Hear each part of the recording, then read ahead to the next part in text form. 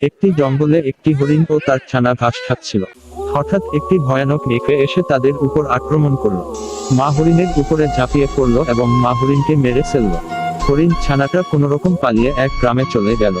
সে একটি গাছের নিচে কান্না করছিল। একটি ছোট ছেলে তাকে দেখতে পেল এবং তার কাছে গেল, তাকে আদর করল। ছেলেটি হরিণ ছানাটাকে তার সাথে বাসায় নিয়ে গেল। তারা দুজন খুব ভালো বন্ধু হলো এবং একসাথে খেলাধুলা করত। এভাবেই তাদের সময় যেতে লাগলো। তারা দুজনেই বড় হয়ে গেল। একদিন হরিণের তার মায়ের কথা খুব মনে পড়তে লাগলো। সে ঠিক করলো নেকড়েকে খুঁজে বের করবে এবং তাকে মেরে ফেলবে। সে তার বন্ধুকে বিদায় জানিয়ে আবার জঙ্গলের উদ্দেশ্যে রওনা দিল। নেকড়েকে সে খুঁজে পেল।